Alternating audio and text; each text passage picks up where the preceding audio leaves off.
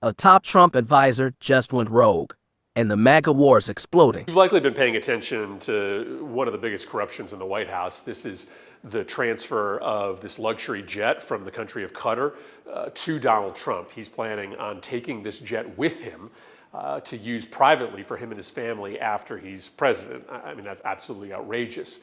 But what we have learned this week is the price tag. Because in order to get this jet ready to be used by a president of the United States, it needs a massive upgrade. And the price tag now looks to be about $1 billion. And there is reporting that right now the Department of Defense is taking money from other critical accounts that protect the United States from attack and using that money now to get that jet ready for Donald Trump to use personally.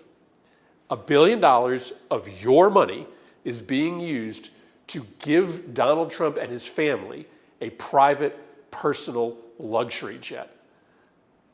That's unacceptable. Democrats and Republicans should stop that from happening right now, because it's never happened before in the history of the country. No president of the United States has taken Air Force One with him when he left office, and to add insult to injury, we're now talking about $1 billion of your taxpayer money going to fund this project. So as we get more information about how deeply immoral and corrupt this transfer and retrofit of the luxury jet is, it makes it more important that Republicans in Congress join us to stop this from ever happening. And I'm also proud that today we're announcing or signing a letter of acceptance to build a Qatari Emiri Air Force facility at the Mountain Home Air Base in Idaho. The location will be host a contingent of Qatari F-15s and pilots to enhance our combined training, increase lethality, interoperability. It's just another example of our partnership. And I hope you know, Your Excellency, that you can count on us. Start with the idea that this is a convicted felon. I mean, think about that, who's threatening to jail me. I got to say, this guy's unhinged. He's insecure. He's a wannabe dictator. And there's one thing I really want to say to Donald Trump. If you come for my people, you come through me. So come and get me. What does that mean exactly, Governor? Do you believe that he would follow through or that he'll chicken out? He basically said the same thing to Governor Gavin Newsom when I was with him at the height of the raids in the Los Angeles area.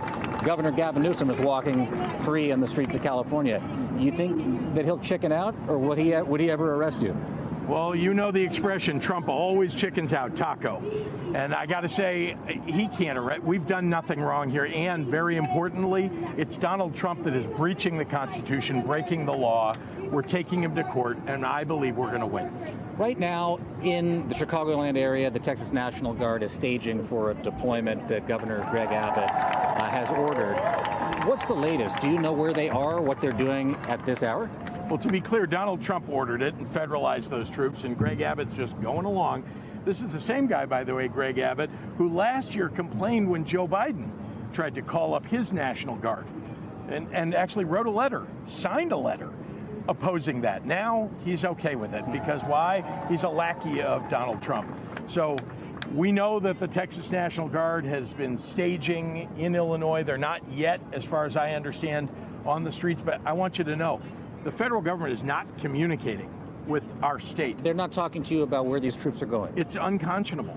This has never happened before.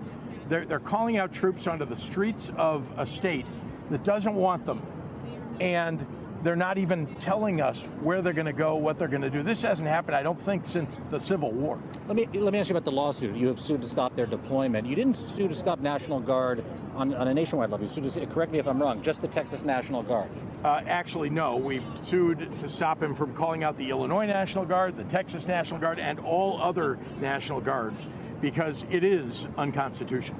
On the streets, even before the National Guard has made it to the streets of Illinois, you've got the Border Patrol. I was in Cicero yesterday, a 90% Latino population, and I watched as they not only pick people off the streets, but family members would come up to me and ask me where their family members were. I watched you with Rachel the other night here on MSNBC, and you were talking about how CBP has basically used the justification of the 100-mile border rule to allow the deployment here, and they're saying the border of Lake Michigan, the coast of Lake Michigan is the border. Lake Michigan, many people reached out to me and said, Lake Michigan doesn't even touch Canada. Are you thinking about suing to stop the deployment of the Border Patrol here as well? Look, I think it's important to recognize that the Trump administration doesn't seem to respect any laws in the United States. They just do what they want to do, and they'll keep doing it unless someone stops them. Here in Illinois, we're stopping it. We're doing everything that we can to push back.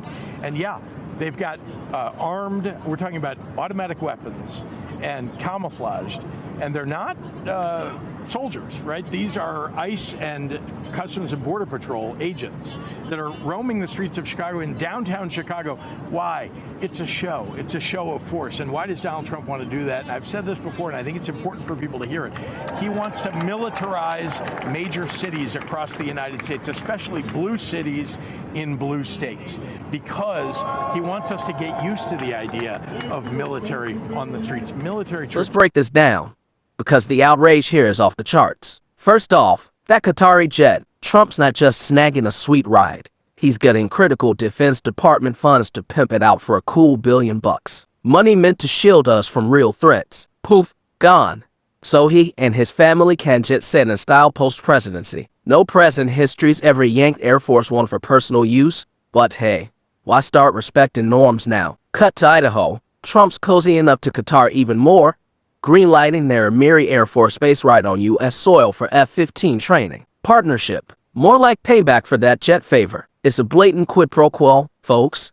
Foreign cash and hardware in exchange for American taxpayer swag. But the real good punch. Trump's federalizing the Texas National Guard and shipping them to Illinois without a heads up, turning Chicago streets into a militarized zone. Governor Pritzker's spot on. This guy's unhinged, a wannabe dictator itching to jail opponents, and flood blue cities with camel-clad, feds packing automatic weapons. Border Patrol's already snatching folks off Cicero sidewalks, using some bogus Lake Michigan border loophole. And Abbott, that flip-flopping lackey who whined about Biden's guard calls last year. Now he's all in, 'cause Trump's pulling the strings. Pritzker's fighting back with lawsuits to block this unconstitutional power grab. Not just Texas troops, but every National Guard deployment. Smart move, because if we let this slide, Trump's normalizing tanks and downtowns, chipping away at democracy one show of force at a time. Is not protection, it's intimidation. Pure and simple, aimed at breaking blue strongholds and cowing the rest of us into submission. Look, this level of corruption and overreach isn't just wrong. It's a five-alarm fire for our republic. Democrats and sane Republicans gotta unite now to slam the brakes, or we'll wake up to a country where loyalty to Trump trumps the Constitution every time. If you're as fired up as I am, smash that like button, drop a comment on what pisses you off most about this mess, and subscribe for more no BS breakdowns. Share this with every patriot you know. Let's flood the feeds and demand accountability. Hit the bell, folks. We can't let this fly. What's your take? Trump's jet or our streets first? Sound off below.